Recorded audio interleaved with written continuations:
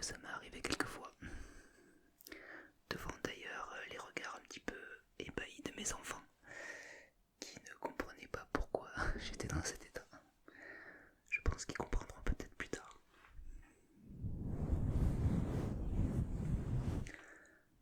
Alors je récupère toujours la même édition. Le grand livre Pop-up du Petit Prince.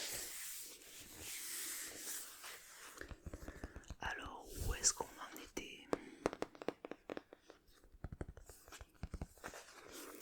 Je crois qu'on en était au chapitre 26.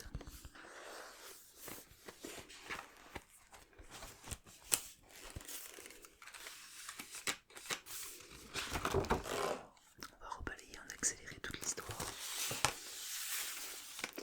La planète.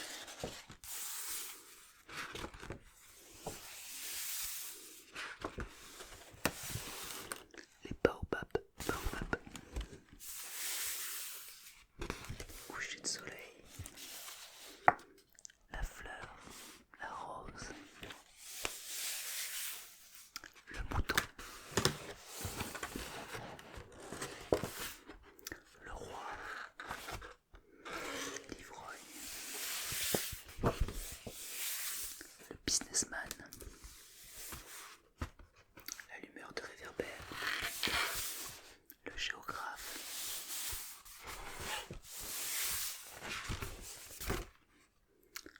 La première apparition du serpent.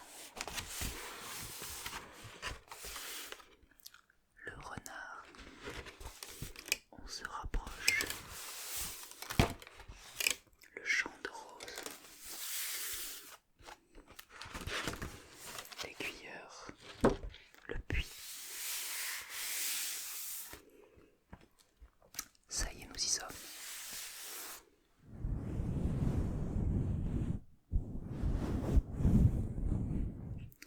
Chapitre 26. Chapitre 26. Il y avait, à côté du puits, une ruine de vieux mur de pierre. Lorsque je revins de mon travail, le lendemain soir, j'aperçus de loin mon petit prince assis là-haut, les jambes pendantes, et j'entendis qui parlait.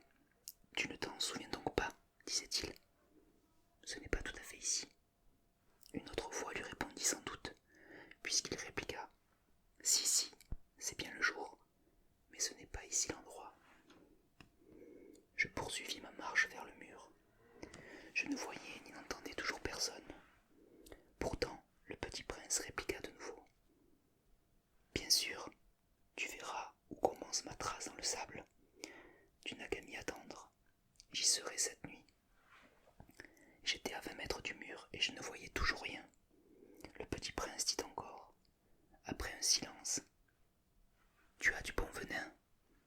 Tu es sûr de ne pas me faire souffrir longtemps. » Je fis halte, le cœur serré, mais je ne comprenais toujours pas.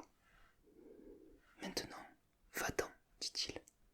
Je veux redescendre. » Alors j'abaissai moi-même les yeux vers le pied du mur, et je fis un bond. Il était là, dressé vers le petit prince, un de ces serpents jaunes qui vous exécutent en 30 secondes. Tout en fouillant ma poche pour en tirer mon revolver, je pris le pas de course, mais, au bruit que je fis, le serpent se laissa doucement couler dans le sable, comme un jet d'eau qui meurt, et, sans trop se presser, se faufila entre les pierres avec un léger bruit de métal. On peut voir le serpent au pied du mur. « Maintenant, va-t'en, dit-il. Je veux descendre. »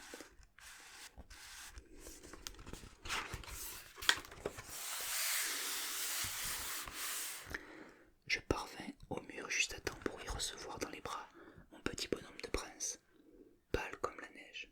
« Quelle est cette histoire-là? Tu parles maintenant avec les serpents. » J'avais défait son éternel cache-nez d'or. Je lui avais mouillé les tempes et l'avais fait boire. Et maintenant je n'osais plus rien lui demander. Il me regarda gravement et m'entoura le cou de ses bras. Je sentais battre son cœur. comme celui d'un oiseau qui meurt quand on l'a tiré à la carabine. Il me dit: je suis content que tu aies trouvé ce qui manquait à ta machine. Tu vas pouvoir rentrer chez toi. Comment sais-tu? Je venais justement lui annoncer que, contre toute espérance, j'avais réussi mon travail. Il ne répondit rien à ma question, mais il ajouta: moi aussi, aujourd'hui, je rentre chez moi. Puis, mélancolique: c'est bien plus loin. C'est bien plus difficile. Je sentais bien qu'il se passait quelque chose d'extraordinaire. Je le serrais dans les bras comme un petit enfant, et cependant il me semblait qu'il coulait verticalement dans un abîme, sans que je puisse rien pour le retenir. Il avait le regard sérieux, perdu très loin. J'ai ton mouton, et j'ai la caisse pour le mouton, et j'ai la muselière. Et il sourit avec mélancolie. J'attendis longtemps. Je sentais qu'il se réchauffait peu à peu. Petit bonhomme, tu as eu peur? Il avait eu peur, bien sûr, mais il rit doucement. J'aurais bien plus peur ce soir. De nouveau, je me sentis glacé par le sentiment de l'irréparable, et je compris que je ne supportais pas l'idée de ne plus jamais entendre ce rire. C'était pour moi comme une fontaine dans le désert. Petit bonhomme, je veux encore t'entendre rire. Mais il me dit: cette nuit, ça fera 1 an. Mon étoile se trouvera juste au-dessus de l'endroit où je suis tombé l'année dernière. Petit bonhomme, n'est-ce pas que c'est un mauvais rêve, cette histoire de serpent, et de rendez-vous, et d'étoiles? Mais il ne répondit pas à ma question. Il me dit: ce qui est important, ça ne se voit pas. Ce qui est important, ça ne se voit pas. Ce qui est important, ça ne se voit pas. Bien sûr. C'est comme pour la fleur. Si tu aimes une fleur qui se trouve dans une étoile, c'est tout. La nuit, de regarder le ciel. Toutes les étoiles sont fleuries. Bien sûr. C'est comme pour l'eau. Celle que tu m'as donnée à boire était comme une musique, à cause de la poulie et de la corde. Tu te rappelles? Elle était bonne. Bien sûr. Tu regarderas la nuit les étoiles. C'est trop petit chez moi pour que je te montre. C'est trop petit chez moi pour que je te montre où se trouve la mienne. C'est mieux comme ça. Mon étoile, ça sera pour toi une des étoiles. Alors, toutes les étoiles, tu aimeras les regarder. Elles seront toutes tes amies. Et puis, je vais te faire un cadeau. Il rit encore. Ah, petit bonhomme, j'aime entendre ce rire. Justement, ce sera mon cadeau. Ce sera comme pour l'eau. Que veux-tu dire? Les gens ont des étoiles qui ne sont pas les mêmes. Pour les uns qui voyagent, les étoiles sont des guides. Pour d'autres, elles ne seront rien que de petites lumières. Pour d'autres, qui sont savants, elles sont des problèmes. Pour mon businessman, elles étaient de l'or. Mais toutes ces étoiles-là se taisent. Toi, tu auras des étoiles comme personne n'a. Que veux-tu dire? Quand tu regarderas le ciel, la nuit, puisque j'habiterai dans l'une d'elles, puisque je rirai dans l'une d'elles, alors ce sera pour toi comme si riaient toutes les étoiles. Tu auras, toi, des étoiles qui savent rire. Et il rit encore. Et quand tu seras consolé, on se console toujours. Tu seras content de m'avoir connu. Tu seras toujours mon ami. Tu auras envie de rire avec moi. Et tu ouvriras parfois ta fenêtre, comme ça, pour le plaisir. Et tes amis seront bien étonnés de voir rire en regardant le ciel. Alors tu leur diras: oui, les étoiles, ça me fait toujours rire. Et ils te croiront fou. Je t'aurai joué un bien vilain tour. Et il rit encore. Ce sera comme si je t'avais donné, au lieu d'étoiles, des tas de petits grelots qui savent rire. Et il rit encore.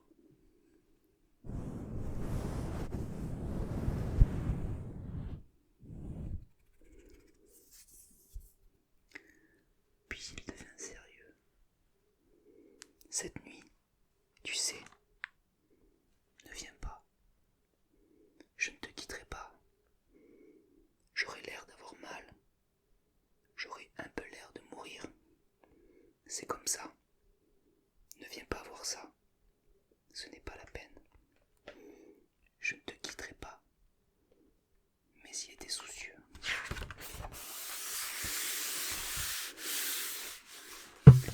Je te dis ça, c'est à cause du serpent.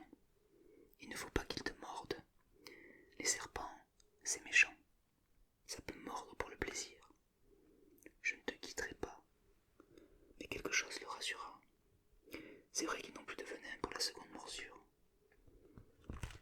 Cette nuit-là, je ne le vis pas se mettre en route. Il s'était évadé sans bruit. Quand je réussis à le rejoindre, il marchait décidé, d'un pas rapide. Il me dit seulement « Ah, tu es là !» Et il me prit par la main. Mais il se tourmenta encore. « Tu as eu tort. Tu auras de la peine. J'aurai l'air d'être mort, et ça ne sera pas vrai. » Moi, je me taisais. Tu comprends, c'est trop loin. Je ne peux pas emporter ce cœur-là. C'est trop lourd. Moi, je me taisais. Il se découragea un peu, mais il fit encore un effort. Ce sera gentil, tu sais. Moi aussi, je regarderai les étoiles. Toutes les étoiles seront des puits avec une poulie rouillée. Toutes les étoiles me verseront à boire. Moi, je me taisais. Ce sera tellement amusant. Tu auras 500 millions de grelots. J'aurai 500 millions de fontaines. Et il se tut aussi, parce qu'il pleurait. C'est là. Laisse-moi faire un pas tout seul. Et il s'assit parce qu'il avait peur. Il dit encore, tu sais, ma fleur, j'en suis responsable. Et elle est tellement faible. Et elle est tellement naïve. Elle a 4 épines de rien du tout pour la protéger contre le monde. Moi, je m'assis parce que je ne pouvais plus me tenir debout. Il dit, voilà, c'est tout. Il hésita encore un peu, puis il se releva. Il fit un pas. Moi, je ne pouvais pas bouger. Il y eut rien qu'un éclair jaune près de sa cheville. Il demeura un instant immobile. Il ne cria pas. Il tomba doucement comme tombe un arbre. Ça ne fit même pas de bruit, à cause du sable.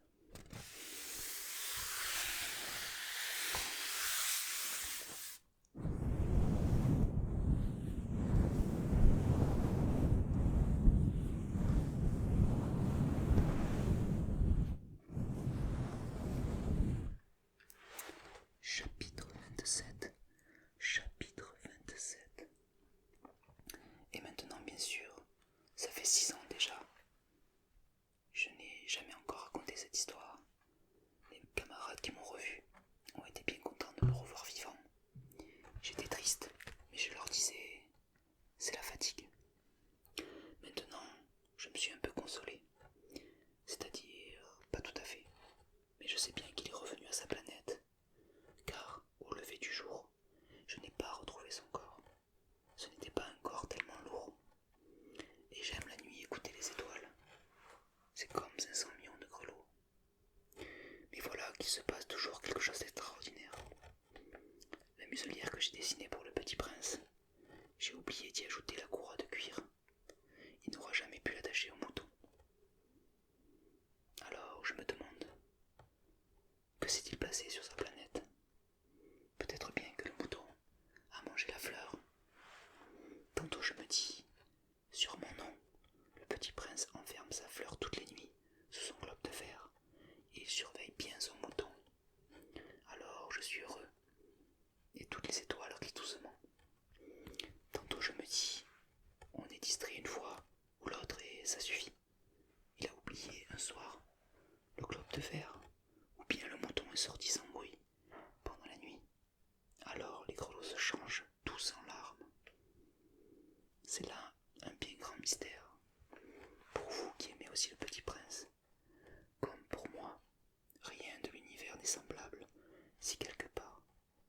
ne sait où, un mouton que nous ne connaissons pas a, oui ou non, mangé une rose. Regardez le ciel. Demandez-vous, le mouton, oui ou non, a-t-il mangé la fleur? Et vous verrez comme tout change. Et aucune grande personne ne comprendra jamais que ça a tellement d'importance. Que ça a tellement d'importance.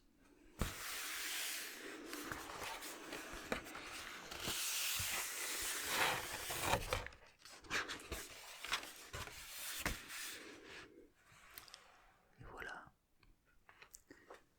cette histoire, ce conte philosophique est terminé.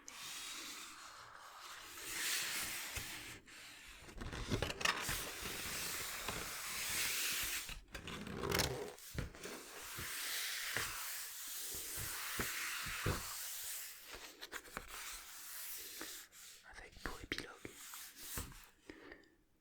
ça, c'est pour moi le plus beau et le plus triste paysage du monde. C'est le même paysage que celui de la page précédente, mais je l'ai dessiné une fois encore pour bien vous le montrer. C'est ici que le petit prince a apparu sur terre, puis disparu. Regardez attentivement ce paysage, afin d'être sûr de reconnaître si vous voyagez un jour en Afrique, dans le désert. Et s'il vous arrive de passer par là, je vous en supplie, ne vous pressez pas, attendez un peu, juste sous l'étoile. Si alors un enfant vient à vous, s'il rit, s'il a des cheveux d'or, s'il ne répond